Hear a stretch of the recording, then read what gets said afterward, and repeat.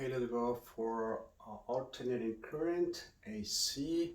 This is chapter 31, and we are dealing with a case when we have again a coil rotating inside of a magnetic field, and it's found that the electromotive force that is induced is equals to the electromotive force magnitude times sine omega t. Because this is a simple harmonic motion, it's rotating, right? With a simple harmonic motion, well, we can study this analysis using this quantity, in this case, the amplitude and magnitude, right? Rotating on this circle with some frequency omega. At this instant, for example, right, the y direction is equals to magnitude of the electromotive force times sine omega t, and the x direction will be magnitude of the electromotive force times cosine omega t. In this case, we are dealing with this quantity, correct? And we call this voltage times cosine omega t. And it's represented in this one, right? The voltage is changing in this way, right? It produces what? And now a cosine function. To study these quantities like a current and voltage in an AC circuit, it's better to use the phasor diagram. A phasor diagram is using these quantities, the current and the voltage, we represented by an arrow, and these arrows are rotating counterclockwise with frequency omega. And the projection of these quantities onto the x-axis represent the instantaneous values. Right here we have the instantaneous current and the instantaneous voltage. In this chapter we are studying AC circuit, and to do that, let's go to this different type of circuits. When we have resistor only, when we have capacitor only, inductor only, and when we combine them right in series, and again we're looking for the relationship between the voltage and the current for all of these types of circuits, and at the same time the average power. Great. Now let's do it. At the beginning, let's start with our circuit, right? We have all the resistors. And then let's find again the relationship between voltage and current, and also the average power. This is the generator, so we have the resistor and we have the current in that direction. This is the instantaneous voltage. Well, we found again that the instantaneous voltage is equals to V times cosine omega t. What should be the current? This instantaneous current. The instantaneous current is gonna be equals to the instantaneous voltage divided by the resistance according to Ohm's law. And this is equals to V cosine omega t divided by the resistance. But using Ohm's law, this is just the current amplitude. Perfect. So this is equals to current amplitude times cosine omega t. So the instantaneous current then is equals to the maximum current times cosine omega t. How are these two related? Well, we can see that these two are in phase. And now let's find the average power. How do we define the instantaneous power? Well, it's gonna be equals to instantaneous voltage, instantaneous current. Correct? Let's substitute these values from the previous equations that we found before. So it's gonna be equals to V cosine omega t times current cosine omega t. And what is this? Well, this is equals to voltage current cosine square omega t. Now let's look for the average from here. Well, let's do it. So the average voltage is equals to, this stays the same because they're constant, right? Times cosine square omega t, right? Average. But what is the average for cosine square? We found from trigonometry, this is 1/2. So then it becomes voltage current divided by 2. So what do we got? We got this is the average power is equals to, also can be represented in this way, voltage over square root 2 times current square root 2. Okay, great. Let's go and continue with current. Imagine that we have the instantaneous current, right? Instantaneous current, as we know, is equals to maximum current times cosine omega t. Now let's take the square both sides. And what do we have? Instantaneous square is equals to maximum square cosine square omega t. And let's do the same thing as for power. Let's find the average both sides, right? Average and average. Great. Let's do it. Well, remember the average for this cosine square is 1/2. So we have that this average is equals to current square divided by 2. Now let's take square root both sides. Okay, square root both sides. This one, the square root and the square root. This has a special name. This is called the root mean square current, right? The root mean square current then is equals to this quantity, the square average, and this is equals to current divided by square root 2. Right? We do the same thing for voltage, right? For the instantaneous voltage, correct? Then we get the same about the same values, right? So for instantaneous voltage, we have that the root mean square voltage is equals to the magnitude divided by square root 2. And these are very important because these quantities are related to the DC quantities, and they're the same. Right? For example, it's found that this root mean square voltage is equals to the voltage in DC. And this is called effective voltage. Right? When we substitute the value, look, these are exactly the same as this one. So this is equals to root mean square voltage or root mean square current. So again, we found that the average power is equals to root mean square voltage times root mean square current. Perfect. Okay, great. Now let's go to case 2 when we have capacitors only. Let's do it. Let's do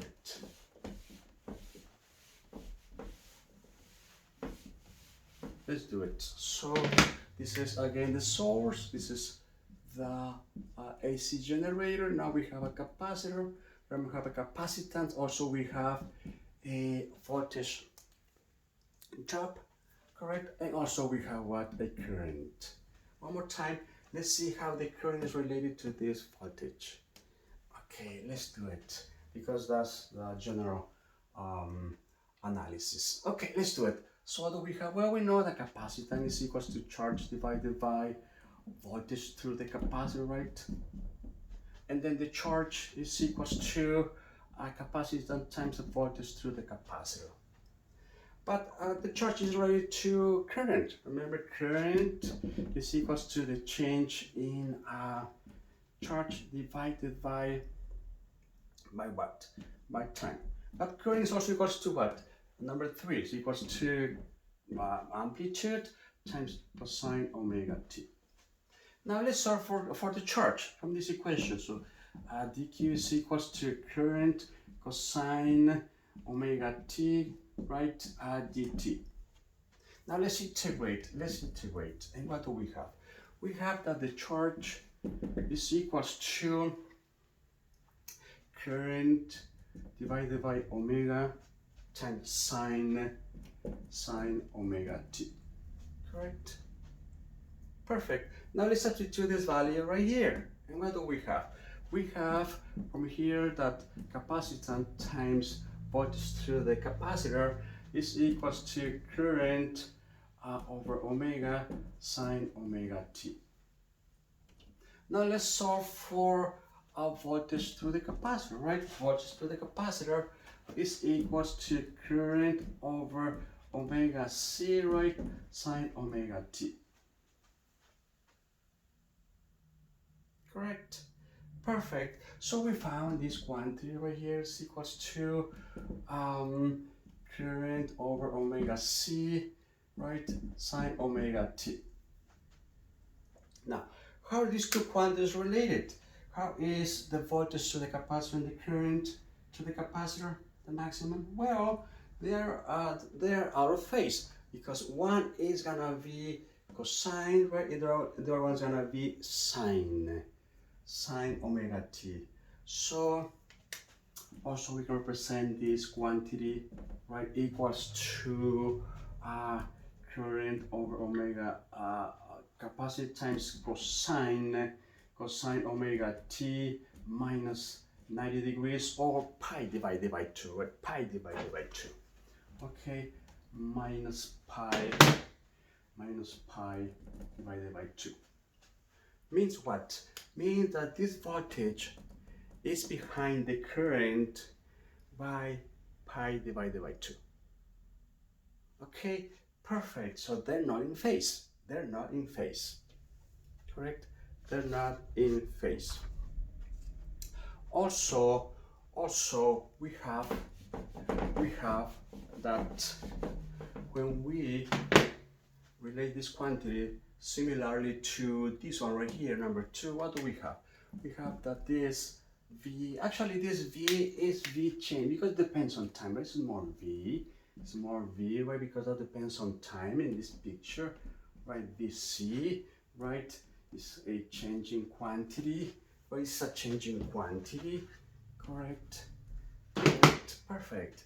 This changing quantity is equals to this maximum, right? This is the amplitude times what? Times, we can use either one, sine or cosine, correct? Okay, cosine omega t minus pi divided by 2. Okay, but look, when we compare this to this one, what do we have? Well, that this maximum voltage is equals to current divided by omega c. Correct? Perfect. When we compare this to Ohm's law, right, we know that voltage equals to current times resistance. We can see, right, that we need a quantity that represents this omega c, and this is represented by xc is equals to 1 over omega c, and this is called the reactance, or in this case we call the capacitive reactance. Okay, so this is called the capacitive reactance, or just the reactance of the capacitor. Capacitive reactance. Correct. So, and it behaves as a resistor. So the unit for this capacitive reactance is ohms. Correct. Perfect. So we have a new quantity right here, right? The capacitive reactance, or the reactance of the capacitor, equals to 1 over omega times the capacitance. Remember, omega also is equals to 2 pi frequency. Correct? Okay, and also we found that these two quantities are out of phase, right?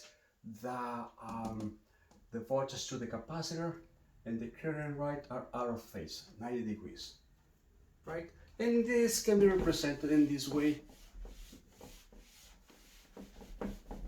One is sine and the other one is cosine, right? More or less looks like this. Current is gonna be cosine, right? Cosine, imagine. And the voltage is gonna be sine, correct?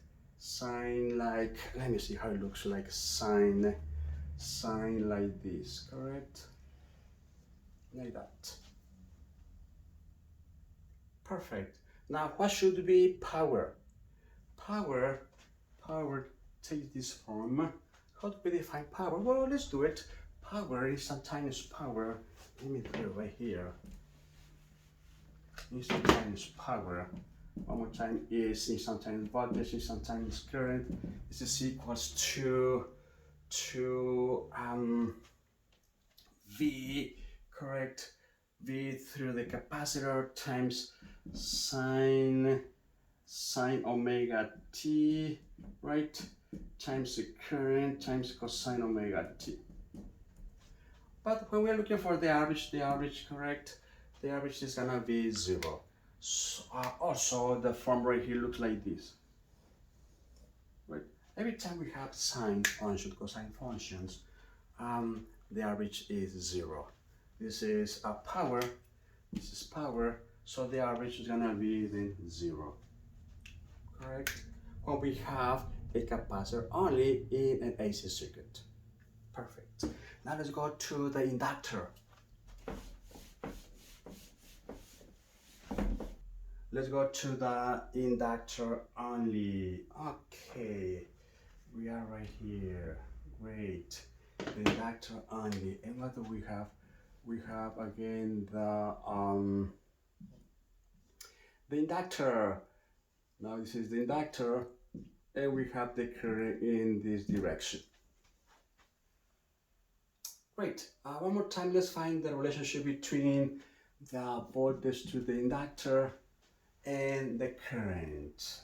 The same thing as we did for the capacitor. Let's do it. Let's do it. What do we have? Well, we have that the voltage drop, right, of the inductor, right? This L is equals to the inductance times the change in current with respect to time. Correct? What should be then the change in current? Well, a current is defined this way. So what do we have? L times the derivative of current cosine omega t, right, with respect to t. And this is equals to inductance current times negative sine omega t, correct, times omega. Correct. So this then the voltage, the instantaneous voltage through the inductor is equals to negative L omega current, right, sine omega t. And this is equals to negative L omega current times cosine omega t plus pi divided by 2. Correct? In this case, the voltage lags current by pi divided by 2. Right? Perfect. And then what do we have? We have that this voltage through the inductor is equals to what? This becomes what? Positive, right? This is when which cosine becomes positive. Okay, positive. Great. So this is equals to L omega current cosine omega t plus pi divided by 2. Correct. Let's see. I forgot to mention before what's happening to this current for the capacitor. For the capacitor, we have, right, that if this is the current in this direction, this is gonna be the voltage to the capacitor. Right? Remember, they are out of phase, right? These two are out of phase by 90 degrees, right? 90 degrees. So this is the current is also the resistance when we're dealing with resistor, right, in that direction, in that way. Correct? What about for this one? This one is ahead, right? This one is ahead. Perfect. And in this case, we represent this using the phasor diagram in this way. This is the voltage through the capacitor, and now it's gonna be the current, right, in this direction, the same thing as the resistor. Well, we don't have resistor in this case, right? We don't have resistor, right? We don't have resistor in this case. It's only the current, right? It's only the current. And what is at the angle, right? Is 90 degrees. Correct? Perfect. Perfect. Now, what else do we have? Well, the same thing as before. Using Ohm's law, we have that voltage through the inductor, voltage to the inductor is equals to V, right? The amplitude times cosine omega t plus pi divided by 2. One more time, let's find this amplitude. Well, this amplitude is the same as this product. So we have that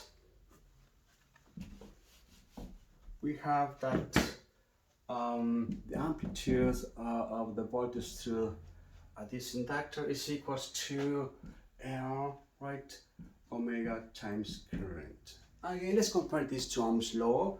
Ohm's law is equals to current times resistance. Right here means that this represents the resistance in Ohm's law. So we call this again the reactance of the inductor, correct? And then this reactance is equals to L times omega. Correct? This is the inductive reactance. This is called the inductive reactance. Inductive reactance. Correct? Perfect. It's gonna be right here. Gonna be this the inductive reactance, right? The reactance of the inductor is equals to inductance times angular frequency. Correct? Perfect. Now let's see what happens when we combined resistors, resistances and capacitors, right? Or inductors and resistors and so on. Let's see what happens. Okay, let's do it. Let's do it. Imagine that we have this circuit. One more time. This is the generator. We have this is the resistor, correct? And we have right here the inductor. Again, we have the current. Now let's see how this voltage, remember, gonna be voltage to the resistor and voltage to the well, let's use capacitor first. First capacitor. It's capacitor. It's not the inductor. It's a capacitor. Okay. Now we have the capacitor right here. Correct. Now let's see the relationship one more time, right? Of the current and the voltage to the resistor, the current and the voltage to the capacitor, and then find the average power. Okay, let's do it. Let's do it. So in this case, we have that voltage, right? The third voltage is equals to voltage to the resistor plus the voltage through the capacitor. But look, when we use the phase diagram, we know that this goes for the capacitor, right? And this goes for the resistor. As we can see, they are out of phase, right? They're out of phase by 90 degrees, correct? So the best way, again, to work with this, to find, for example, this V, is not adding these two directly, right? But now they behave as a vector, right? One is, let's say, in this direction I hat, and the other one is in J hat direction. So the best way, again, to represent this analysis is dealing this as a vector, right? Working as a vector, correct? Now, when we work with this as a vector, what do we have? What should be then this the magnitude, this quantity? Well, we found before that's equals to V through the resistor times cosine omega t, right? Plus what should be this instantaneous? Gonna be current, right? Current times or we can use the maximum V, right? V through the capacitor times what? Times, where am I right here? Where's the capacitor? This one, right? Times sine, right? Times sine omega t.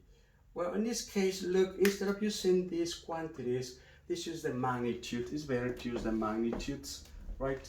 What is the magnitude right here? the magnitude gonna be VC, and the magnitude is gonna be V sub R.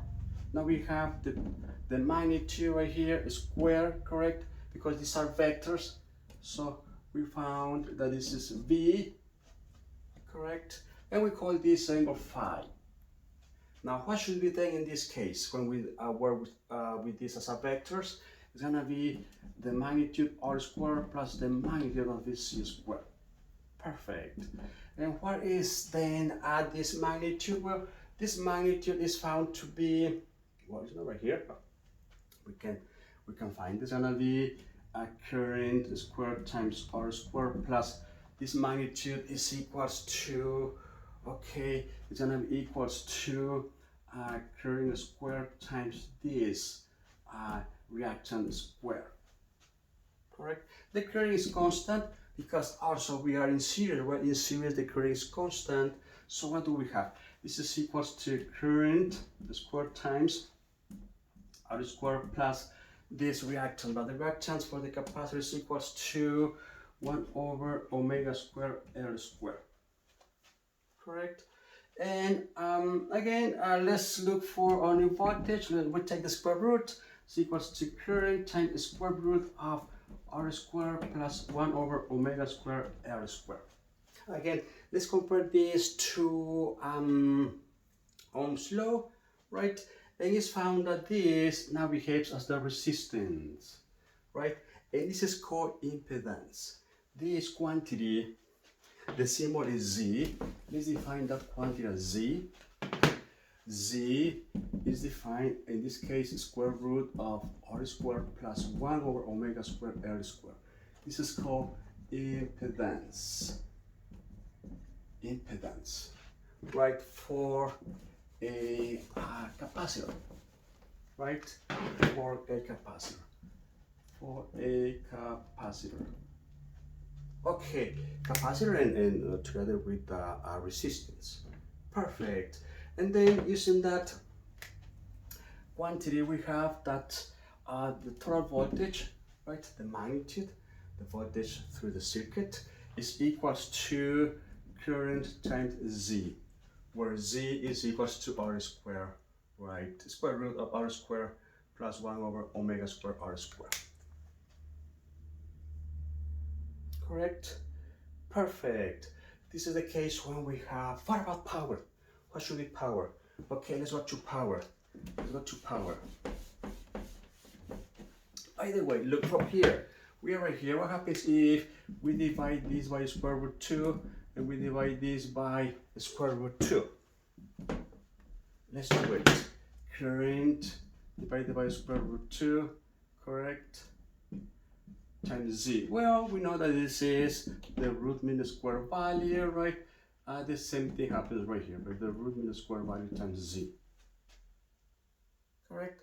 Perfect. Now let's find the power. Let's find the power.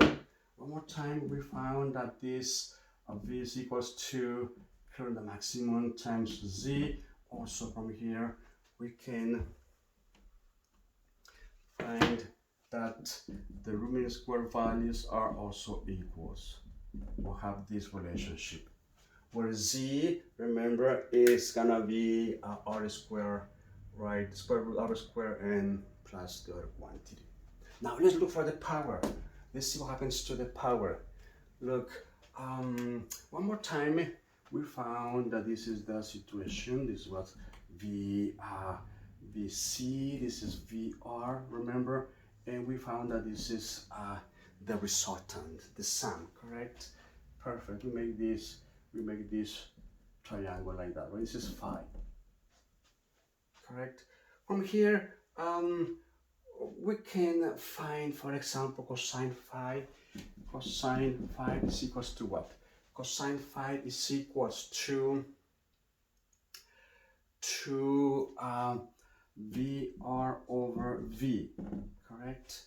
Perfect. But what is VR? VR is current times resistance. What should be this V? V is this V right here. It's gonna be current over times Z. So what do we have is equals to R over Z. So cosine phi is equals to R over Z. And this is called the power factor. This is called the power factor. Correct? Power factor. Now, let's find the power. Let's find the power for this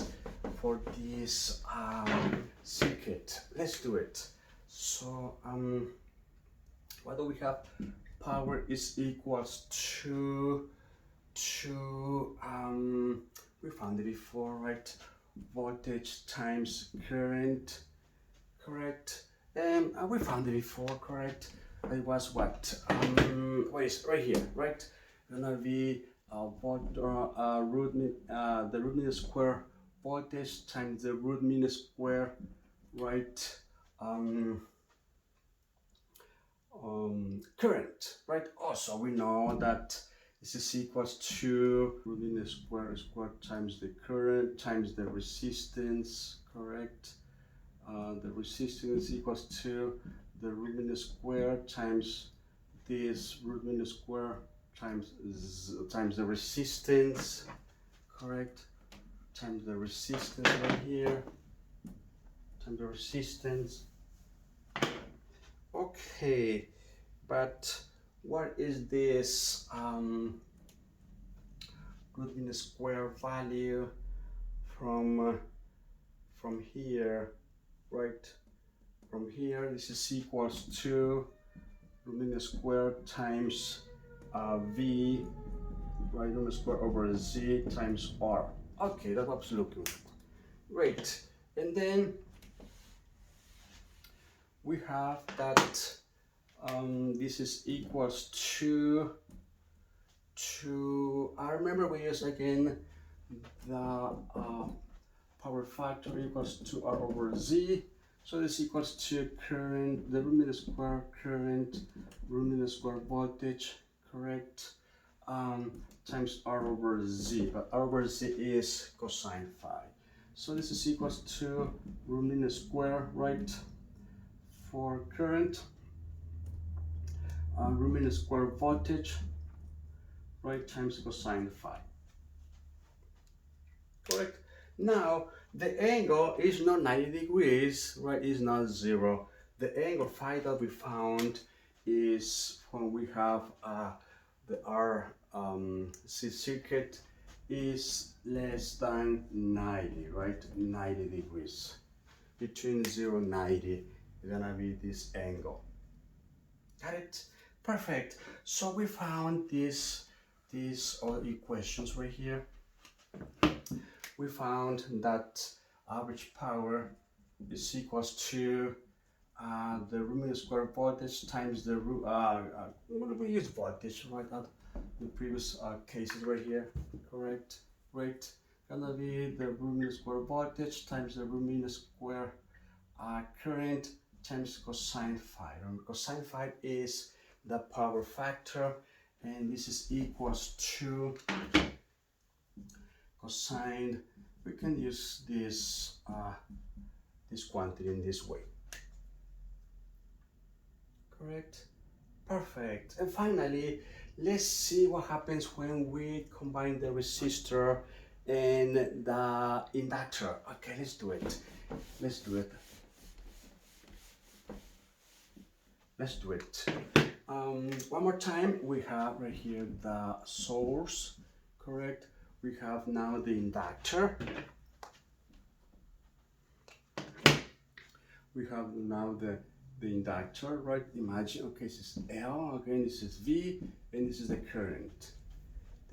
Also, we need what? We need a resistor, correct? What is a resistor? Oh my God. Let's add a resistor right here. Let me erase this part. Okay, we have a resistor, correct? And we have the inductor. Those are in series, remember, in series. So we have a resistor, inductor, and we have the instantaneous current. We found before, right, for the inductor, right, this is the direction, right? Respect to the current, correct? This is the current and this is the resistor now. and the angle, right, is what, 90 degrees. The same thing as before.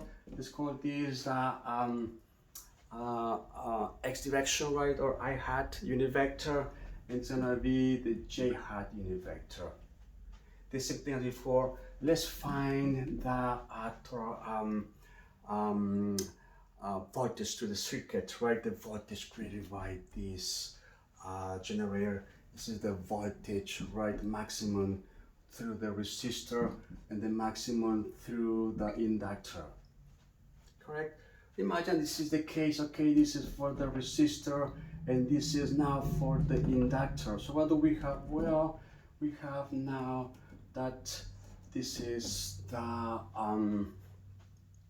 maximum for this generator, right? Because now we're dealing with vectors. This is in the x direction and the y direction, right? We were looking for the magnitude using the Pythagorean theorem. What do we have? This square is equals to VR squared plus V. This is VL, right? This is VL squared. As before, this is equals to current square resistance square plus current square for the inductor, right? It's gonna be times L square omega square. Perfect. The same thing before is factor current times what? Resistance square plus L square omega square. Remember, VL, VC is equals to current times XC, right, which equals to what? Current 1 over omega C. The same thing happens for VL. The magnitude is equals to current, right, XL. This is the reactance is equals to current omega L. Okay, that's the answer right here. Correct? Perfect. And the same thing as before, let's take the square root because we're looking for the magnitude. So the square root is V equals to current square root of R squared plus L squared omega squared. The same thing as before. Let's call this Z, right? Z, which is the impedance, correct? Z, now the impedance for this circuit, our circuit, is equals to the square root of R squared plus L squared omega squared. When we use that value, right, in the general equation using Ohm's law, V is equals to current times R, right? It becomes voltage equals to, in this picture right here, equals to current times Z, where Z is this impedance for this circuit. Correct? Perfect. And now the angle. Let's go again find this is the angle phi in this case. Right, the angle phi. And the same thing as before, let's find the average power, right? The average power is gonna be the same thing as for the same formula as for the RC circuit. It's gonna be voltage. Okay, it's the same thing as right? It's gonna be the Riemann square voltage times the Riemann square current times cosine phi. Right? The answer for the average power is gonna be the same formula. The same formula. Correct? Also the same formula when we have LRC, right? It is the same formula for average. Is the Riemann square value, the Riemann for values, right? Times cosine, right? Phi, which is the power factor. Okay, now in the next video, when I cover the last two circuits, which is LC circuit. LC circuit goes into resonance, and the last one, which is LRC circuit. Okay, thank you, and see you in the next video. Bye.